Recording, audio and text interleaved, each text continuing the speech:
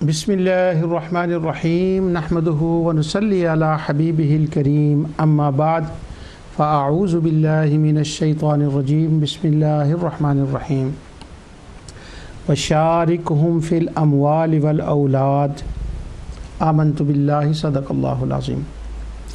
नाज़रीन, प्रोग्राम इज़ाला शुबहात में मैं आपकी खिदमत में हाज़िर हूँ। अल्लाह ताला की रहमत और उसकी इनायत और करम से मैं तौहीद और रद्द शिरक पर गुफ्तगू कर रहा हूँ।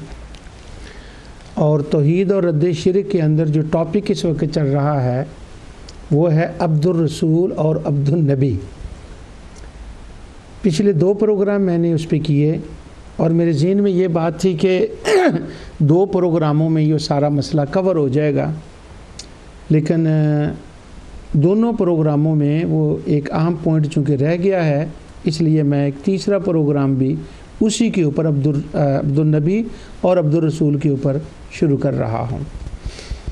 बात ये चल रही थी कि हमारे शुबा डालने वाले दोस्त ये कहते हैं कि अबद की निस्बत गैर की तरफ करना शिरक है।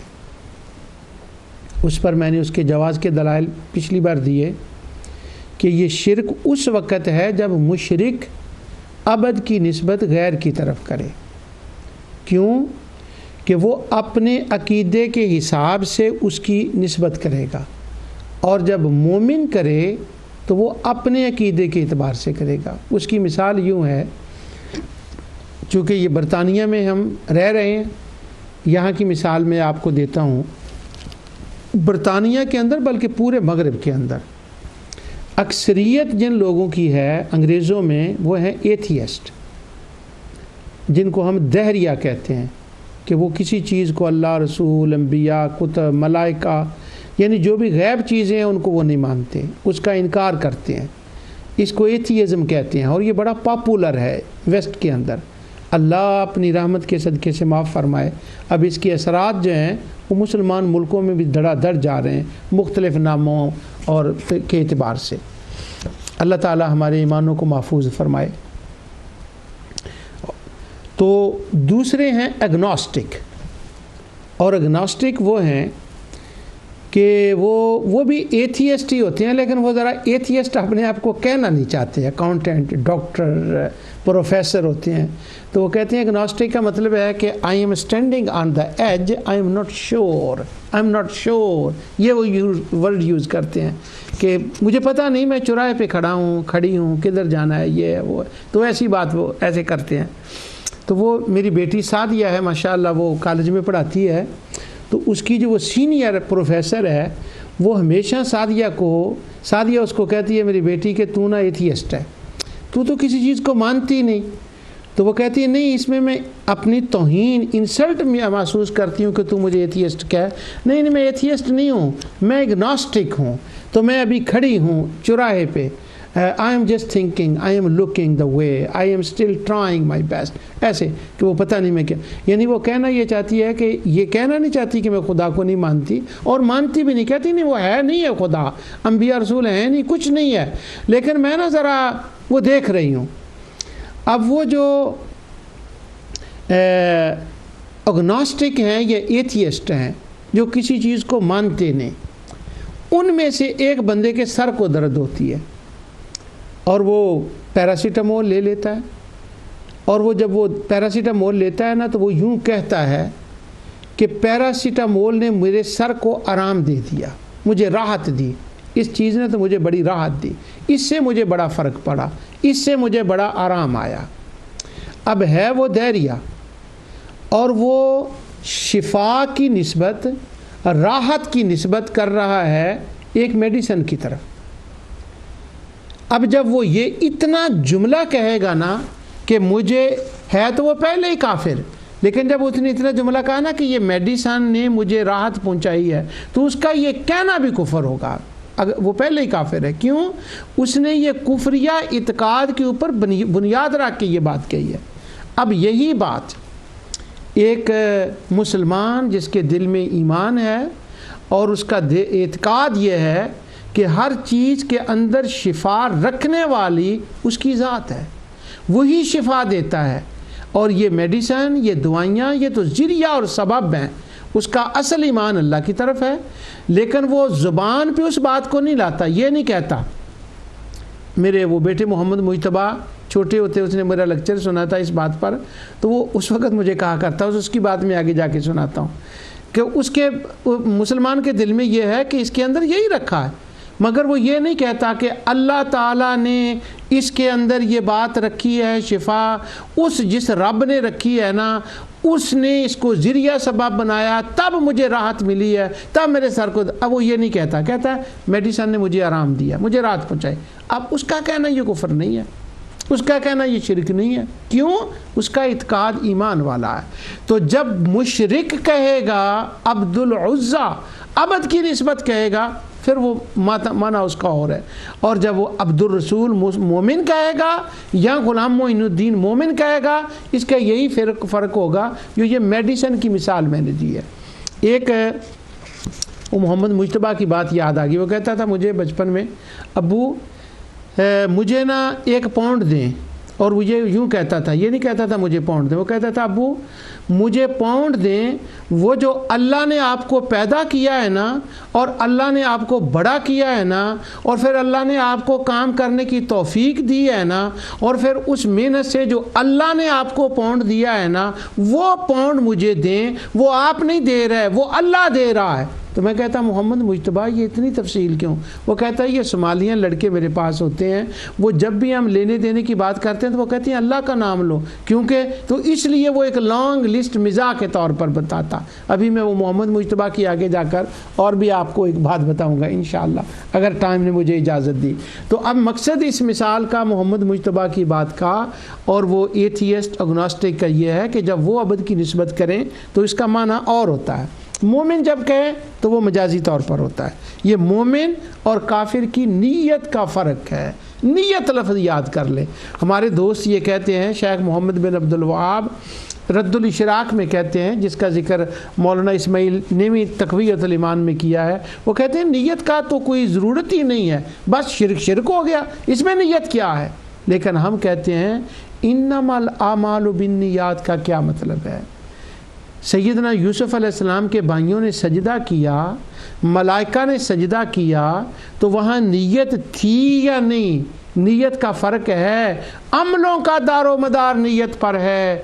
عبد الرسول کہنے والوں کی نیت اور ہوتی ہے، عبد الشمس کہنے والوں کی نیت اور ہوتی ہے۔ اب وہ نیت کا کیا فرق ہے؟ اب میں قرآن کی آیت پڑھ کے آپ کو بتاتا ہوں عبد کی نسبت سے۔ جب مشرک عبد العزیٰ کہتے ہیں تو کیا مطلب ہوتا ہے ان کا؟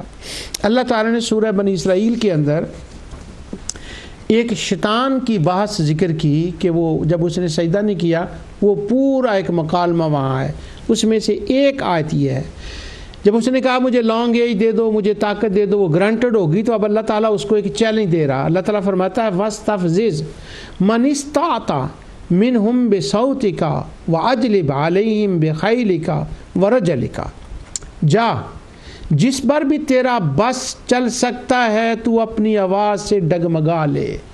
اب آواز کا صوت کا کیا معنی ہے اس وقت وہ میرا موضوع نہیں ہے۔ اور ان پر اپنی فوج کے سواروں اور پیادہ دستوں کو چڑھا دے۔ واہ، اپنے جتنے تیرے سورسز ہیں نا وہ تو استعمال کر کے دیکھ لے۔ اور وَشَارِكْهُمْ فِي الْأَمْوَالِ وَالْأَوْلَادِ، اور تو کیا کر ان کے مال اور ان کی اولاد میں ان کا شریک بن جا۔ یعنی اللہ تعالیٰ یہ جانتا تھا کہ رزلٹ تو یہی ہے نا کہ یہ میرے شریک بنائے گا اور مال اور اولاد میں یہ لوگوں کو شرک کرنے کو کہے گا۔ فرمایا تو کر لے، وہ جو میرے بندے ہیں ان پر تیرا داؤ نہیں چلے گا۔ ان آیات کو آپ جانتے ہیں۔ اب یہ جو ہے نا مال میں شراکت اور اولاد میں شراکت، یہاں پر مال کی بات تو میں تھوڑا سا مال کا بھی ہنٹ دوں گا کہ وہ شراکت شرک کا کیا مطلب ہے۔ یہاں شیطان یہ ہے کہ شیطان ان کے دل میں یہ بات ڈالے گا کہ تمہارا مال جو تمہیں عطا ہوا ہے یہ سب باطل خداؤں نے تمہیں عطا کیا ہے، جیسا کہ قرآن کریم میں اللہ تعالیٰ نے فرمایا الم تارا الی الذین بدلوا نعمت اللہ کفرا، یعنی جو نعمتیں اللہ نے عطا کی ہیں ان کا اللہ سے انکار کرا کے اپنے معبود دان باطلہ کی طرف ان کی نسبت کرائے گا، اور پھر کیا ہوگا؟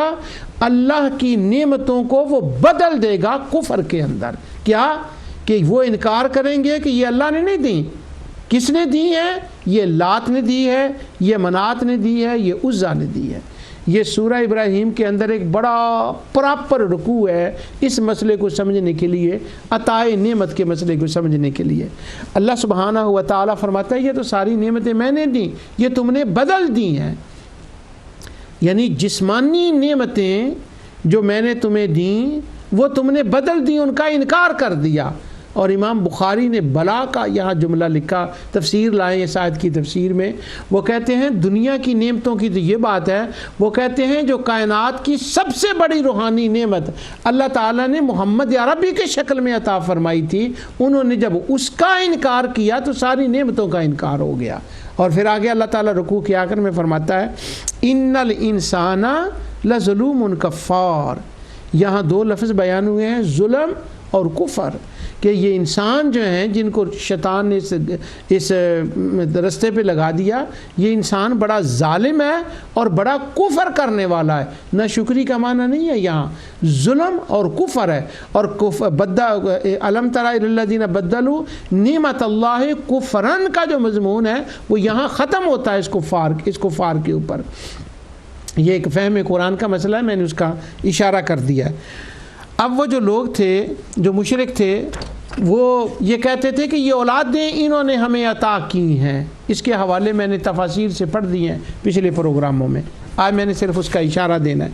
جب وہ ان کی طرف نسبت کرتے کہ یہ اولادیں انہوں نے دی ہیں، یہ مال انہوں نے دیا ہے، تو اللہ سبحانہ و تعالیٰ نے ان کا رد فرمایا قرآن میں، سورہ شورى کی آیت نمبر 49 میں، للہ ملک السماوات والارض یخلق ما یشاء یہب لمن یشاء اناسا و یہب لمن یشاء الذکور، کہ ساری زمین و آسمان کی بادشاہت فقط اللہ سبحانہ و تعالیٰ کے لیے ہے، وہی تخلیق فرماتا ہے، وہی جسے چاہتا ہے بیٹیاں عطا فرماتا ہے اور جسے چاہتا ہے بیٹے عطا فرماتا ہے۔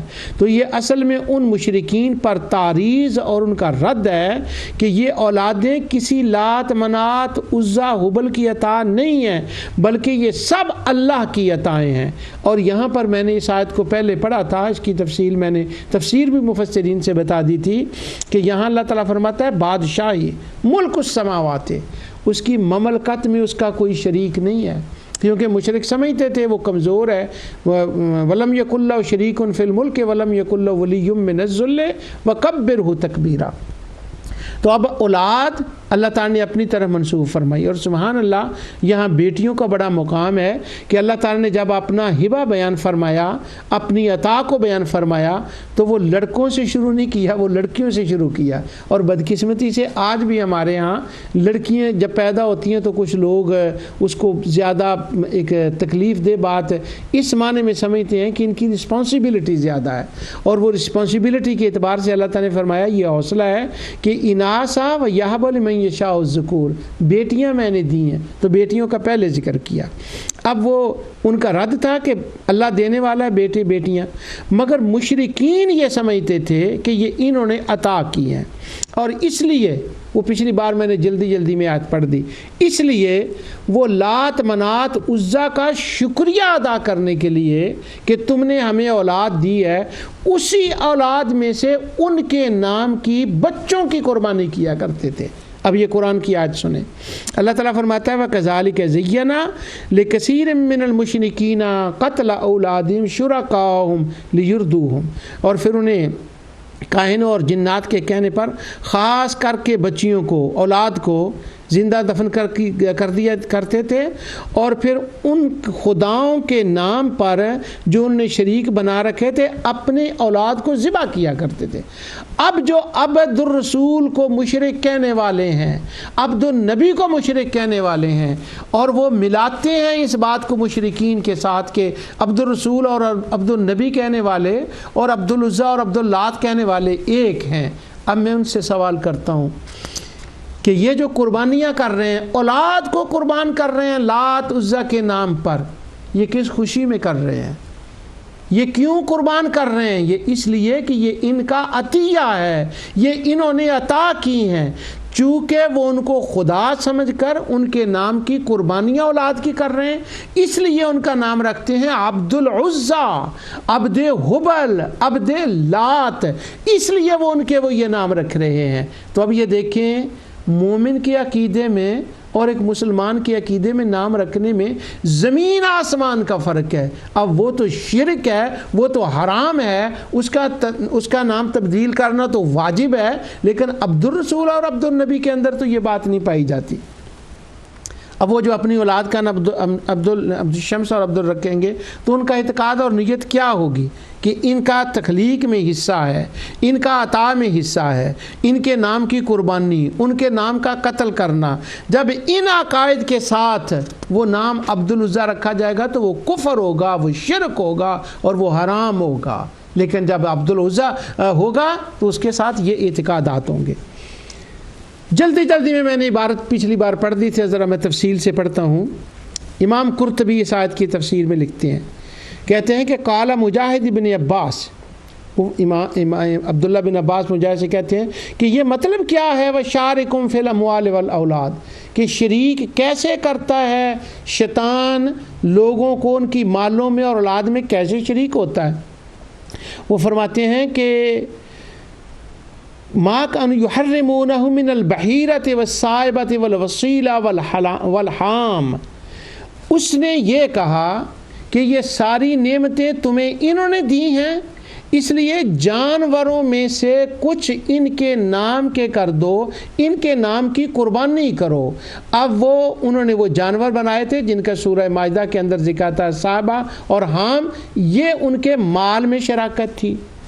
اور باقی حضرت عبداللہ بن عباس فرماتے ہیں کہ وَأَنْهُ أَيْضًا هُوَ تَسْمِيَّتُهُمْ عَبْدَ الْحَارِث وَعَبْدُ الْعُزَّى وَعَبْدُ اللَّاتِ وَعَبْدُ الشَّمْسِ۔ دوسرا شیطان نے ان کو یہ کہا کہ تم ایسا کرو کہ اپنے بچوں کے نام رکھ دو عبد العزیٰ اور عبد العزیٰ اور حارث، کیونکہ یہ انہی کا عطیہ ہے۔ کیوں؟ وہ قربانی ان کے نام کی کیوں کرتے تھے؟ ویسے ہی شوقیہ طور پر نہیں، وہ ان کو عطیہ سمجھتے تھے۔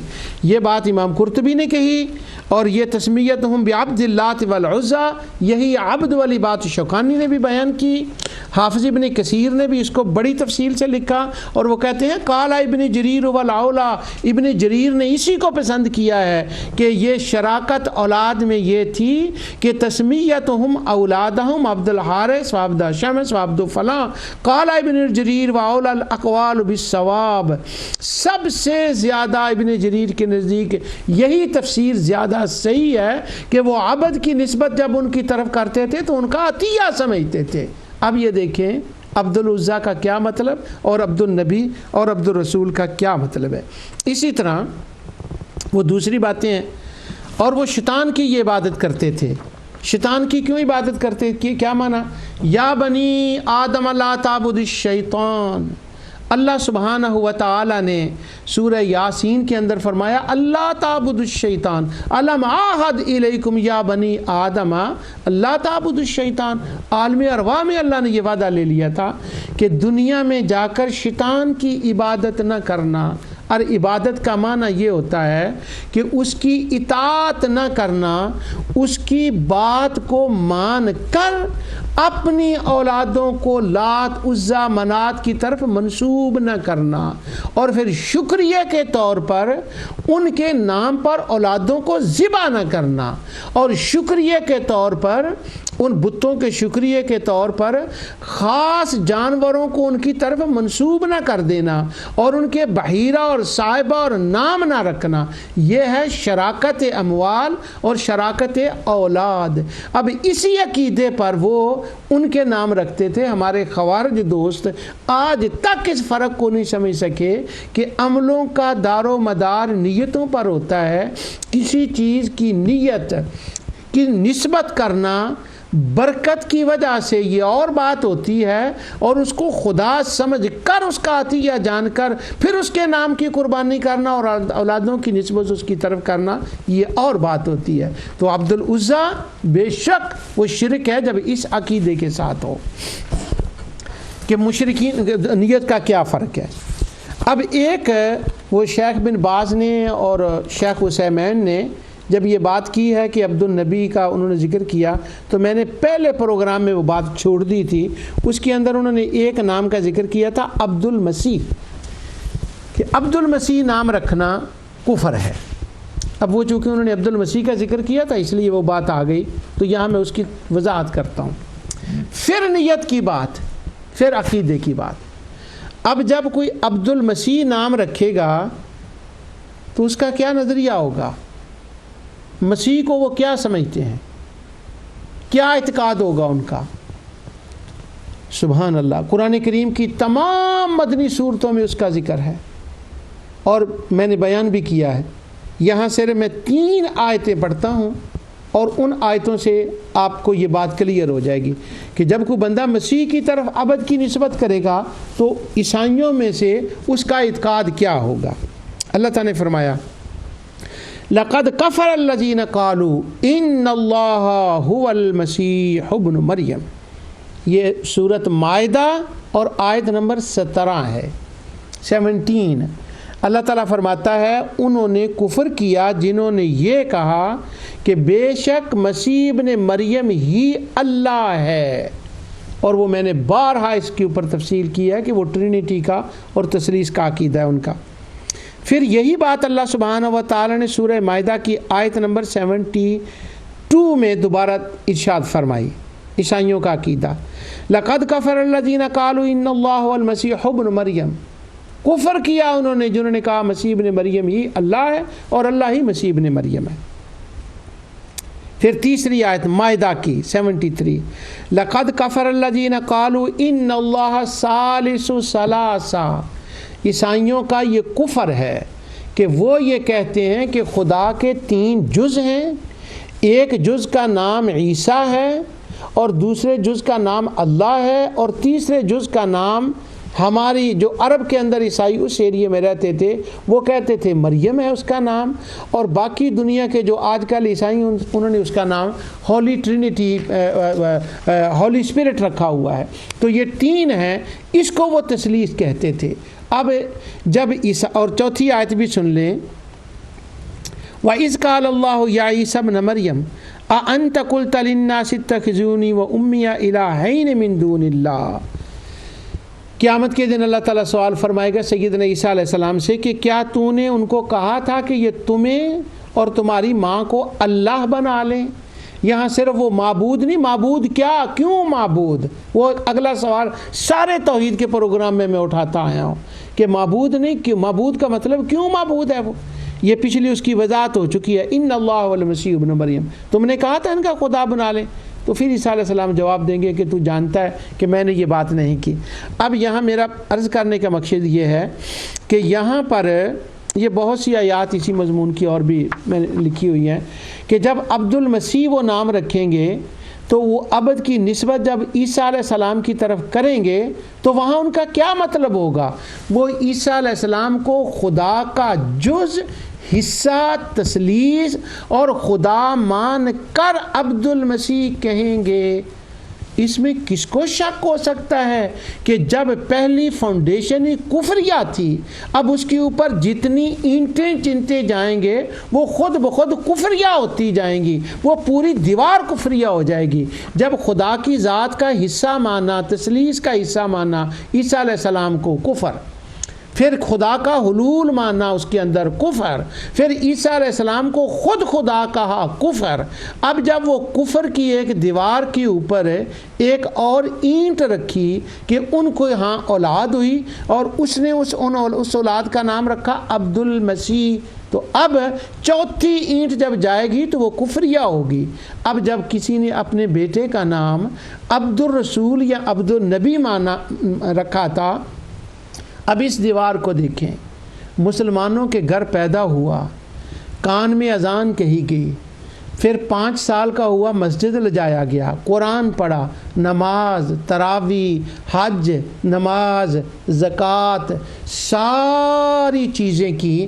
اب یہ ایک دیوار اسلام کی ہے، اب اس دیوار کے اوپر ایک عقیدہ ہے کہ جب میں عبد الرسول کہوں گا تو معنی یہ ہے مصطفیٰ کے دین کی خدمت کرنے والا، ان کا غلام، ان کی غلامی میں، ان کی اطاعت میں زندگی بسر کرنے والا۔ جب اس دیوار کے اوپر عبد الرسول کی اینٹ رکھی تو اب کفریہ شرکیہ کیسے ہوگی؟ ہاں وہ عبد العزیٰ اور عبد العزیٰ وہ میں نے بتا دیے کہ وہ اللہ سبحانہ و تعالیٰ کی ذات، تخلیق، ہر چیز میں اس کو حصے دار بناتے تھے، اس لیے وہ شرکیہ اور کفریہ بن جائے گی، یہ نہیں۔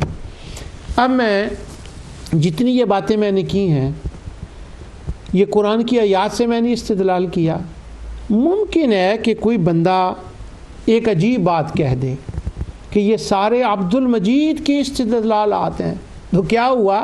پڑھ تو قرآن رہا ہوں نا جی نا، وہ کسی کا حوالہ تو نہیں نہ دیا۔ اب یہ بڑی مصیبت بن گئی ہے کہ ایک صریح بات ہو، وہ کہتے ہیں جب تک کسی کا پہلا قول نہ ہو وہ بات ہی نہیں کر سکتے۔ سبحان اللہ۔ اب مفسرین کی جو تفسیریں اٹھا کے دیکھیں ذرا کہ اگر وہ تابعین کے جو بعد ہیں وہ کتنے اقوال ہوتے ہیں جو پہلوں نے کہے ہوتے ہیں کہ اس کا یہ مطلب ہوتا ہے، تو وہ اللہ تعالیٰ نے جتنی کسی کو توفیق دی ہوتی ہے وہ دی ہوتی ہے۔ ہاں بسا اوقات تفسیر نقلی ہوتی ہے، وہ نقلی کا یہ مطلب ہے کہ قرآن کی آیت کو ایک اس وجہ سے اس کی نقل بیان کی جائے کہ عرب کا وہ رواج تھا، وہ کلچر تھا، وہ حالات تھے، وہ وہاں سے لینے کے لیے ایک سند کی ضرورت ہوتی ہے۔ اب میں نے جو استدلال کیا، جو میں نے کیا کیا ہے علماء اہل سنت نے، وہ والصالحین من عبادکم سے کیا ہے، تو یہ تو استدلال درست ہے، لیکن پھر بھی کہتے ہیں نہیں جی نہیں کسی کا ہونا چاہیے۔ تو اب چلو زیادہ نہیں، ایک دو میں آپ کی خدمت میں عرض کر دیتا ہوں کہ یہ جو کچھ میں نے کہا ہے اس کے اوپر میں نے قرطبی کے حوالہ جات دیے ہیں، شوکانی کا دیا ہے، ابن کثیر کا دیا ہے، قرآن کی آیت پڑھی ہے، لیکن عقیدہ اور نظریہ اور نیت اس کے اوپر میں تھوڑی سی ایک دو اور باتیں کر دیتا ہوں۔ یہ میرے سامنے تفسیر ہے اللباب فی علوم الکتاب، یہ ابن عادل الدمشقی کی کتاب ہے، تفسیر ہے۔ فلما آتاہما صالحا جعل لہ شرکاء فیما آتاہما، اس آیت کی تفسیر یہ سورہ اعراف کی آیت 90 ہے۔ بس اس کے بعد جو میں نے باتیں کرنی ہے نا انہی کے لیے میں نے تیسرا پروگرام کیا ہے۔ اب یہاں سے میں جلدی سے فارغ ہوتا ہوں اس حوالوں سے۔ ابن عادل حنبلی اس کی تفسیر میں لکھتے ہیں بِأَنَّ آدم علیہ السلام، آدم علیہ السلام کی ایک بات ہے وہ میں آگے جا کر ذکر کرتا ہوں۔ کہتے ہیں اعتقد ان للہ شریکن فی الملک والایجاد، اگر کوئی بندہ اپنے بیٹے کا نام عبد کی نسبت غیر کی طرف کرے، عبد الحارث نام رکھے، اخبرا بہذا اللفظ انہ عبد الحارث، تو وہ کہتے ہیں کہ جب کوئی بندہ عبد کی نسبت حارث کی طرف کرے اور اس کا نام عبد الحارث رکھے، فَإِنْ كَانَ الْأَوَّلَ لَمْ يَكُنْ هَذَا شِرْكًا لِأَنَّ أَسْمَاءَ الْأَعْلَامِ وَالْأَلْقَابِ، وہ کہتے ہیں یہ تو سرے سے شرک ہوتا ہی نہیں ہے۔ یہ حنبلیوں کا عظیم مفسر ابن عادل حنبلی کہتے ہیں کہ عبد الحارث نام رکھنے سے کوئی شرک نہیں ہوگا، کیونکہ یہ انہوں نے نام بطور علم رکھا ہوگا یا بطور صفت رکھا ہوگا، تو یہ تو ایک نام ہے، اس میں نام رکھنے سے شرک کس طرح سے ٹپک کے آ گیا؟ عبداللہ، اس کا کیا وہ بات ہے وہ آگے میں بیان کرتا ہوں۔ تو وہ کہتے ہیں اب حارث کا نام دیکھیں، عبد الحارث، میں نے الاصابہ کے حوالے سے ذکر کیا تھا عبد خیر، صحابی کا نام ہے عبد خیر۔ اب ابن عبدالعادی وہ کہہ رہے ہیں ابن عادل حنبلی کے نہیں یار او عبد الحارث رکھنے سے کوئی شرک نہیں ہوتا۔ پھر لفظ سن لیں ابن عادل کے، فَإِنْ كَانَ الْأَوَّلَ لَمْ يَكُنْ هَذَا شِرْكٌ لَمْ يَكُنْ شِرْكٌ، او عبد الحارث نام رکھنا شرک نہیں ہے، شرک نہیں ہے، شرک نہیں ہے۔ کون بتائے یہ مولانا اسماعیل دہلوی کو؟ کون بتائے یہ بات ابن باز کو؟ کون بتائے یہ عثیمین کو؟ کون یہ بات بتائے مولانا اشرف علی تھانوی اور ان لوگوں سے جو آج تک اس کے اوپر مناظری کر رہے ہیں؟ ابن عادل حنبلی وہ کہتے ہیں نہیں ہے شرک. آگے وہ کہتے ہیں شرک ہو جاتا ہے عبدالحارث نام رکھنا، مگر کب؟ کہتے ہیں اعتقد ان للہ شریکن فی الخلق والایجاد. پہلے اگر بندے کا یہ اعتقاد ہو کہ حارث اللہ کی ذات میں شریک ہے، کائنات کو پیدا کرنے میں شریک ہے، اور والایجاد کائنات کا نظام چلانے میں شریک ہے، اگر کوئی بندہ حارث کے بارے میں یہ عقیدہ رکھے اور پھر بیٹے کا نام رکھے عبدالحارث، تب شرک ہوگا. صرف عبدالحارث نام رکھنے سے شرک نہیں ہوتا. یہ حنبلیوں کا امام ابن عادل حنبلی کہہ رہا. یہ امام احمد رضا خان بریلوی سے میں فتویٰ نقل نہیں کر رہا. اب دیکھیں یہ تھے عادل حنبلی، ابن عادل حنبلی. اب دوسرے امام شوافی کے عظیم امام، عظیم مفسر، اور ان کی بات سبحان اللہ، تو میں نے زیادہ ان پہ گفتگو کرنی ہے. امام فخر الدین رازی اسی آیت کی تفسیر میں امام فخر الدین کہتے ہیں، وہی کہتے ہیں فَإِنْ كَانَ الْأَوَّلُ لَمْ يَكُنْ هَذَا شِرْكًا عبدالحارث. وہ کہتے ہیں اللفظ أنه عبدالحارث ومخلوقا من قبله فإن كان الأول لم يكن هذا شركا بالله لأن الأسماء الآلام والألقاب. وہ کہتے ہیں کیوں دماغ خراب ہو گیا لوگوں تمہارا؟ تم کہتے ہو عبدالحارث نام رکھنا شرک ہے، کہاں سے شرک آ گیا؟ یہ تو ایک نام ہے، القاب ہے، کیا اس میں نہیں شرک ہوتا اس کے اندر؟ کیونکہ وہ کہتے ہیں جب لوگ یہ نام رکھتے ہیں اور ادب اس کی نسبت کرتے ہیں کسی نیک بندے کی طرف، تو کہتے ہیں کہ حاضر تسمیہ تو حصول الاشراق و ان کان ثانی کان حاضہ قومن بأن آدم علیہ السلام. بھلا آدم علیہ السلام یہ کسی اور کا یہ عقیدہ ہو سکتا ہے؟ کوئی شرک کب ہوتا ہے؟ اعتقاداً ان للہ شریکاً فی الخلق والایجاد. ہاں شرک تب ہوگا جب کوئی بندہ یہ عقیدہ رکھے کہ حارث اللہ کے پیدا کرنے میں بھی اس کا شریک ہے اور کائنات کے چلانے میں بھی اس کا شریک ہے. جب اس عقیدے کے ساتھ عبدالحارث رکھے گا، عبد النبی رکھے گا، عبد الرسول رکھے گا تو شرک ہوگا. لیکن آگے فرماتے ہیں بلا آدم علیہ السلام سے لے کر آج تک، یہ خود آدم علیہ السلام کا وہ کیا بات ہے وہ میں آگے بتاتا ہوں. کہتے ہیں کہ یہ کیسے خیال ہو سکتا ہے کہ ایک مومن کا یہ عقیدہ ہو؟ تو وہ کہتے ہیں لا یقوم لہو عاقل. جس بندے کو تھوڑی سی بھی عقل ہے نا، وہ یہ تو بات کبھی ماننے کے لیے تیار ہی نہیں ہوگا کہ مومن ہو اور وہ یہ عقیدہ رکھے کہ جس کی طرف یہ میں نسبت کر رہا ہوں یہ اللہ تعالیٰ کی ذات اور خلق اور ایجاد میں اس کا شریک ہے، یہ عقیدہ رکھے گا. وہ فرماتے ہیں کوئی عقل مند بندہ یہ سوچ ہی نہیں سکتا. تو اب میں نے دو حوالے آپ کے سامنے کوٹ کر دیے. اب جس مقام پر یہ بات آئی ہے اس کی وضاحت میں بڑی ضروری سمجھتا ہوں. تو وہ کہتے ہیں کب عبدالحارث شرک ہوگا؟ جب یہ اعتقاد ہوگا. اگر نہیں اعتقاد تو کوئی شرک نہیں ہوگا. یہ ابن عادل حنبلی نے بھی کہا اور اس نے بھی کہا. اب تو بات پکی ہو گئی. نہ جی عبد المجید نے اپنی طرف سے کہہ دیا. نہ عبد المجید اپنی طرف سے نہیں کہتا، قرآن کہتا ہے، حدیث کہتی ہے، اور آخر میں یہ میں نے بزرگوں کے فتوے دے دیے. اور پچھلی بار میں نے بدر الطالع سے قاضی شوکانی کا وہ بتا دیا تھا آپ کو پڑھ کر کہ انہوں نے یہ لسٹ دی ہے کہ جن کے نام عبد النبی اور عبد الرسول ہے، محدثین نے ان کا ذکر میں نے کر دیا تھا. اب یہاں ایک مسئلہ ہے جس کے لیے میں نے تیسرا پروگرام کیا ہے. وہ مسئلہ یہ ہے کہ سورہ اعراف کی اسی 90 آیت کے اندر ایک بات لکھی ہے مفسرین نے، اور وہ کہتے ہیں کہ ایک تفسیر لکھی ہے، ایک روایت لکھی ہے، اور اس کا ذکر سارے مفسرین کم و بیش کرتے ہیں. امام راضی نے بھی اس کا ذکر کیا، ابن عادل نے بھی کیا، سب مفسرین اس کا ذکر کرتے ہیں. اور اس کی جتنی سندیں ہیں نا، اگر آسان طریقہ ہو تو وہ حافظ جلال الدین سیوطی نے در منصور کے اندر ان ساری اسناد کو جمع کر دیا ہے. وہ ساری باطل سندیں ہیں وہ. اچھا، وہ یہ ہے کہ حضرت حوا علیہ السلام جب پریگننٹ ہوئیں تو ان کے پاس شیطان آیا انسان کی شکل میں. تو وہ سیدہ حوا علیہ السلام سے کہتا ہے کہ یہ تمہارے پیٹ میں، تمہارا پیٹ پھولا ہوا ہے، معلوم نہیں اس میں کیا ہے. وہ شیطان کہتا ہے سانپ ہے، بچھو ہے، ٹھواں ہے، گائے ہے، یا بکری ہے، یا کیا ہے، وہ کیسی آواز نکالے گا. اس طرح سے حضرت حوا کو ڈرایا اس انسان نے. تو جب اس انسان نے ڈرایا تو حوا علیہ السلام ڈر گئی کہ اب کیا ہوگا. تو اصل میں وہ شخص شیطان تھا، تو کہنے لگا میں تمہیں اس کا ایک علاج بتاتا ہوں۔ ہوا نے کہا کیا علاج؟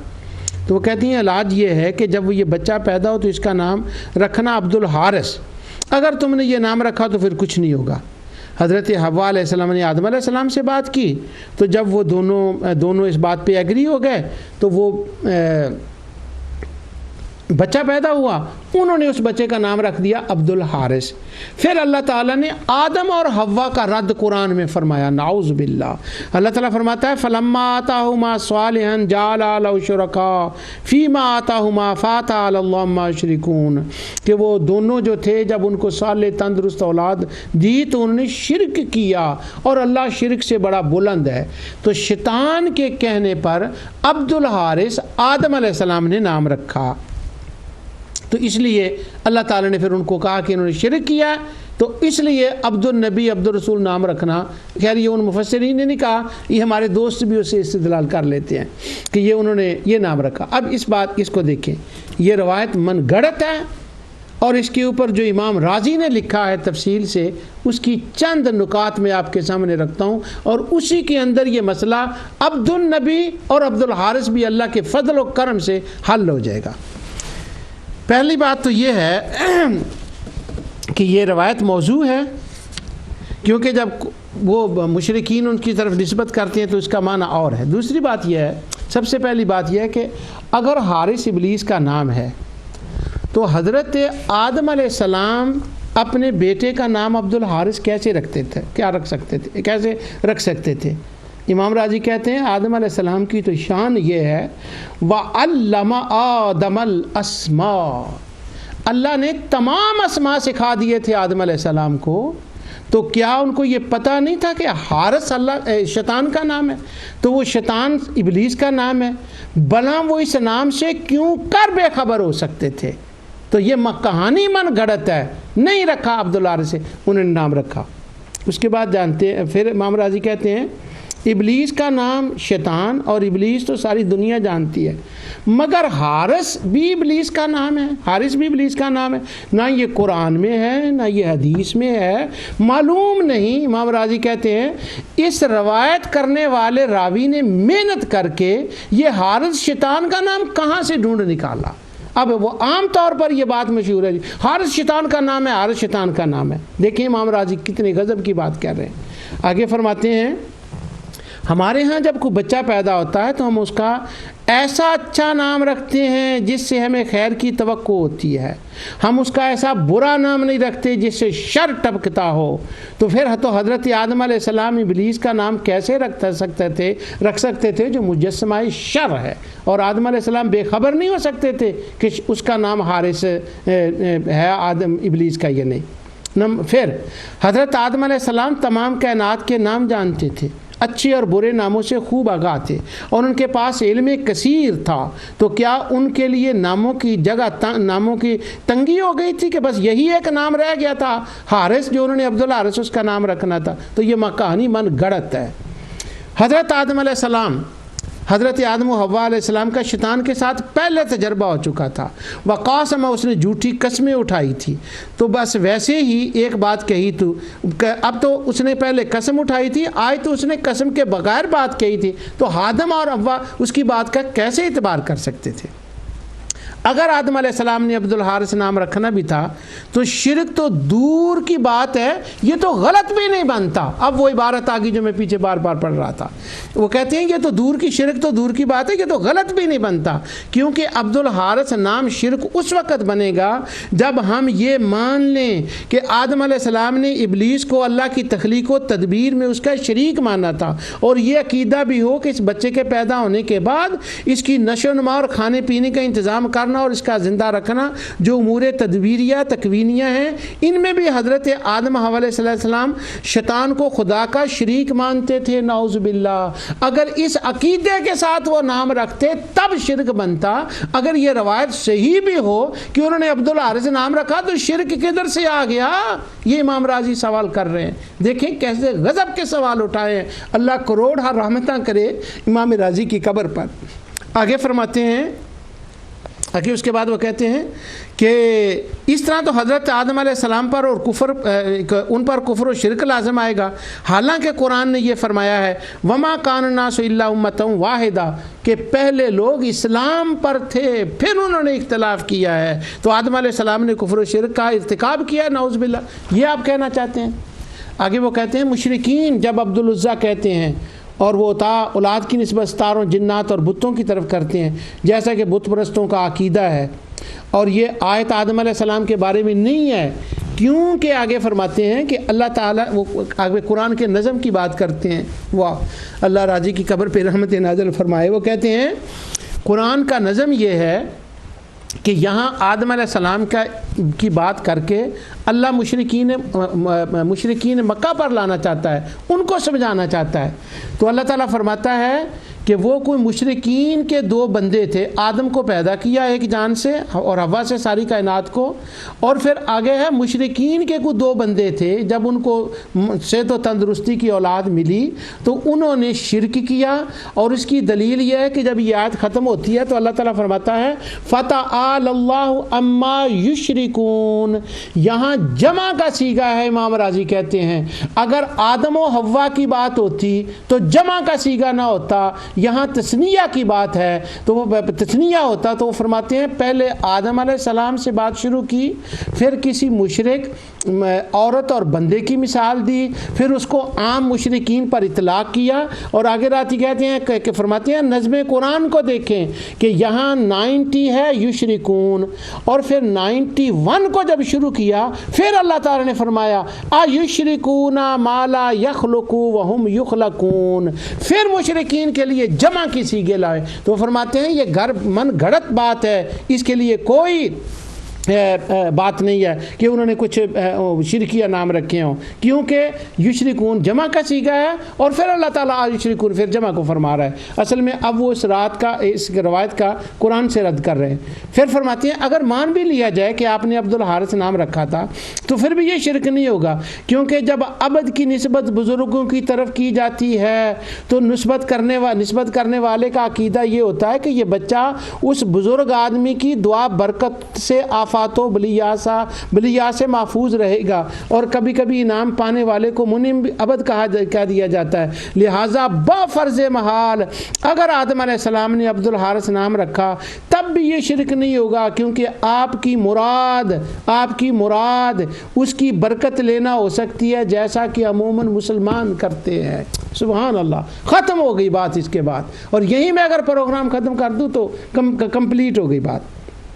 آگے امام راضی کے تفسیر سے یہ بھی نکتہ ایک نکلتا ہے کہ سیدہ حوا جانتی تھی کہ وہ اور حضرت آدم، یہ امام راضی کا نہیں ہے، معافی چاہتا ہوں، وہ حضرت حوا اور جانتی تھی کہ وہ انسان تو صرف وہ ہیں، حضرت آدم سے اور حوا صرف یہی اس وقت روئے زمین پر دو انسان ہیں، تو اس مشورہ دینے والے کے آنے پر ان کو سب سے پہلے تو یہ تشویش ہونی چاہیے تھی کہ انسان تو ہم دو ہیں، یہ تیسرا کہاں سے آ گیا، جبکہ اس روایت میں سیدہ حوا کے تعجب کا کوئی ذکر نہیں، بلکہ یہ ہے کہ وہ ان کا مشورہ لے کر اس پر امر پینا ہونے لگی، نعوذ باللہ۔ سیدہ حوا کا متعجب نہ ہونا یہ اس روایت کے موضوع ہونے کی بھی ایک دلیل ہے۔ یہ اللہ تعالیٰ کی رحمت اور عنایت سے یہ امام راضی کی اتباع میں یہ بات میں عرض کر رہا ہوں۔ آگے پھر امام راضی کی وہ پوری تفسیر ہے، میں اب اس کو دوبارہ نہیں پڑھنا چاہتا، اس کے اندر پھر انہوں نے وہ عربی کی وہی بات کی ہے، تو وہ فرماتے ہیں سن لو، آدم علیہ السلام کی نسبت کر کے کہتے ہیں فَإِن كَانَ الْأَوَّلُ لَمْ يَكُنْ هَذَا شِرْكًا بِاللَّهِ، اور شرک کی رٹ لگانے والوں یہ شرک نہیں بنتا، کیونکہ یہ تو صرف نام ہے، اور جب لوگ نام رکھتے ہیں تو وہ تو برکت کی وجہ سے ہوتے ہیں، تو آدم علیہ السلام نے تو یہ حوا نے اس کو نیک سمجھا ہوگا، اس کو اللہ تعالیٰ کے خلق و ایجاد میں انا للہ یہ طاقت انا للہ شریک انا للہ شریکن فی الخلق والایجاد، یہ کہاں سے سمجھ لیا ہوگا۔ تو اب امام راضی کی جو تفسیر ہے وہ آپ نے سن لی، یہاں پر اور بہت سی باتیں ہیں جو امام راضی نے لکھی ہیں، بڑا کمال کا یہ مقام ہے، اہل علم میں سے اگر کوئی بائی چانس سن رہا ہو تو امام راضی کا اس مقام کو ضرور پڑھنا چاہیے۔ آگے امام راضی کے پر ایک دو باتیں میں اور عرض کر دیتا ہوں، فرماتے ہیں کہ وہ جال شروع کیا وہ میں چھوڑ دیتا ہوں۔ اچھا آگے اس کے بعد ایک بات میں اب اللہ تعالیٰ کی رحمت سے یہ عرض کرتا ہوں کہ یہاں سے آدم علیہ السلام مراد نہیں ہو سکتے. کیوں؟ کہ یہ مضمون شروع ہوا ہے وعدہ الست سے، تو وہاں آدم علیہ السلام ہیں. تو اگر آدم و حوا جن سے ڈائریکٹلی وعدہ لیا گیا تھا الست بربکم، باقی تو ارواح تھیں، ان سے وعدہ لیا گیا تھا کہ ربوبیت میں شرک نہیں کرنا، تو اگر نعوذ باللہ وہ پہلے انسانوں نے ہی شرک کر دیا تو باقی لوگوں کا کیا حال ہوگا؟ تو یہ نظم قرآن کے بالکل خلاف ہے. تو ان تمام آیات سے یہ ثابت ہو گیا، اس بات سے ثابت ہو گیا، ایک تو یہ آدم علیہ السلام کے لیے نہیں، عبدل کی نسبت جائز ہے کرنا جب تک وہ عقیدہ نہ ہو جس کا امام راضی نے ذکر کیا ہے. اور اس آیت کو خواہ بخواہ پڑھ کے عبد النبی اور عبد الرسول پر اطلاق کرنا یہ خوارج کا وہ پرانا وتیرہ ہے جس کا ذکر حضرت عبداللہ بن عمر نے کیا، جس کا ذکر امام بخاری نے کیا ہے کہ مسلمانوں کی آیات جو ہیں وہ کافروں کے اوپر کافروں کی مسلمانوں پر چسپاں کرنا یہ ان کا پرانا عقیدہ ہے. اب میں باقی بات کو ایک چھوڑ رہا ہوں کیونکہ میں تحدیث نعمت کے طور پر ناموں کے سلسلے میں ایک میں بات آپ کی خدمت میں رکھنا چاہتا ہوں. اللہ سبحانہ و تعالیٰ نے یہ عجیب اتفاق ہے کہ یہ کرم ہے اس کا کہ جس وقت یہ امام راضی کی یہ باتیں میں لکھ رہا تھا، یہ رمضان شریف کی بات ہے، جس جمعے کا دن تھا اور جمعے کے وقت جمعے کے بعد میں یہ لکھ رہا تھا، جمعے سے پہلے یہی باتیں چل رہی تھی. اسی دن اللہ سبحانہ و تعالیٰ نے اپنے کرم اور عنایت سے میرے بیٹے محمد مجتبیٰ کو بیٹا عطا فرمایا اور اس کا نام ہم نے محمد یوسف رکھا. اب محمد یوسف جب ہم نے نام رکھا اس کا تو اس کے پیچھے ایک بڑی بیک گراؤنڈ ہسٹری ہے کہ ہم نے اس کا نام رکھا، یہ وجہ. ان میں سے ایک دو باتیں میں آپ کو بتاتا ہوں تاکہ آپ کی دعائیں اس میرے پوتے کے شامل ہو جائیں اور اللہ تعالیٰ اسے دین کا خادم بنائے اور دین کی خدمت کرنے کی توفیق عطا فرمائے. ہم نے اس کے جب نام رکھا تو ایک دو نام اور تھے لیکن یہ محمد یوسف خاص اسباب کی وجہ سے یہی نام فائنل ہوا. تو اگر ہم بیٹے کا نام رکھیں تو یہ اس طرح سے کرتے ہیں، 100 باتیں سوچتے ہیں، تو آدم و حوا نے کوئی بات بھی نہ سوچی ہوگی نعوذ باللہ. نہیں، انہوں نے عبدالعارث ان کے بیٹے کا نام ہے یا نہیں، تو یہ ساری کہانی کہیں سے ثابت نہیں. بڑی عجیب بات ہے یہ. ہم نے جب اس کا نام رکھا، اس کا محمد یوسف میرے پوتے کا نام جو ہم نے رکھا، یہ ناموں کی بات ہے تو ہم نے بھی نام رکھا. اس کی میں تھوڑی سی تفصیل بتاتا ہوں آپ کو. میرے والد ماجد اللہ تعالیٰ ان کو جنت میں اعلیٰ مقام عطا فرمائے اور میری والدہ ماجدہ کو بھی اللہ جنت میں اعلیٰ مقام عطا فرمائے. میرے والد ماجد جو تھے وہ ان کے جو ستیلے بہن بھائی تھے تو وہ اپنی ماں کی طرف سے اکیلے تھے، ان کے ستیلے بہن بھائی تھے. تو وہ ستیلے بہن بھائی ہونے کی وجہ سے ان پر وہ ستیلی ماں اور ستیلی بہنیں اور بھائی جیسے رواج ہوتا ہے خوف خدا نہ رکھنے والے لوگوں کے لیے، وہ ان پہ بڑی زیادتیاں کرتے تھے. تو وہ بڑی زیادتیوں میں پلے تھے. پھر بڑے ہوئے تو ان کو بڑے ہونے کے بعد سیدنا یوسف علیہ السلام کا اور ستیلے بھائیوں کا ذکر کا پتہ چلا تو وہ ہمیشہ اس کو اپنے اوپر منطبق کیا کرتے تھے کہ میرے بہن بھائی مجھ سے وہی سلوک کر رہے ہیں جو یوسف علیہ السلام کے ساتھ ہوا. تو وہ یوسف علیہ السلام کا قصہ بڑا پڑھتے تھے اس وجہ سے. پھر اتفاق یہ دوسرا ہوا کہ میں پڑھنے کے لیے گھر سے باہر آ گیا شرق پور میں، اور میں ان کا فیوریٹ بیٹا تھا، بڑا بیٹا تھا، مجھ سے ان کو بڑی محبت تھی تو میں ان سے جدا ہو گیا. تو پہلے وہ اپنے آپ کو یوسف کے روپ میں رکھتے تھے کہ میرے ستیلے بہن بھائی مجھ سے زیادتیاں کرتے ہیں. پھر انہوں نے اپنے آپ کو میری جدائی کے بعد اپنے آپ کو یعقوب کے روپ میں رکھنا شروع کر دیا. اب ہمارے گھر میں سیدنا یوسف علیہ السلام کی کتاب وہ بڑی پڑھی جاتی تھی اور ان کے ذہن میں سیدنا یوسف علیہ السلام کا ایک بڑا تذکرہ اور عمر گزری تھی. ایک وہ سبب تھا کہ ہم نے اپنے اس بچے کا نام محمد یوسف رکھا، بے مجتبیٰ کے بیٹے کا. اور دوسرا سبب یہ تھا کہ جب یہ محمد مجتبیٰ میرا بیٹا چھوٹا تھا تو ہم وہ ٹیپ لگایا کرتے تھے قاری عبدالباسط رحمۃ اللہ علیہ کی، وہ سورۃ یوسف پڑھتے تھے. تو بچپن میں محمد مجتبیٰ کو اتفاق تھا کہ وہ جو قال یا بشرا ھذا غلام آیت اس کو زبانی یاد ہو گئی. تو کہ وہ بالٹی سے وہ بچہ جو تھا وہ باہر آ کے وہ ہمیشہ اس کا تذکرہ کرتا. اب جب اس کے ہاں بیٹا ہوا تو وہ ایز اے باپ ہونے کی اس کی خواہش یہ تھی، وہ کہنے لگا ایک تو میرا بابا یوسف علیہ السلام کا قصہ بڑا سنتا تھا، اور میں نے سب سے پہلے یہی بات جو ہے نا وہ آیت سیکھی ہے، اس لیے میرے گھر میں بیٹا پیدا ہوا ہے تو میں اس کا نام یہی رکھتا ہوں، اور میں اس کا نام محمد نے کہا محمد یوسف رکھتا ہوں، کیونکہ کالا یا بشرا ذا غلام، میں نے اس آیت کو بچپن میں پڑھا ہے اور سنا ہے۔ اب یہ دو اتفاق تو یہ تھے، اور تیسرا اتفاق یہ تھا کہ یہ میں نام جو ہے اس دن یہی یہ نام کی بات لکھ رہا تھا، تو یہ اس کا تیسرا اتفاق ہو گیا۔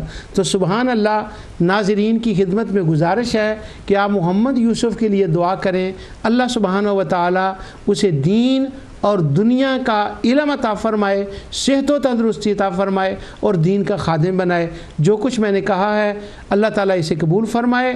وما علیہ الا البلاغ۔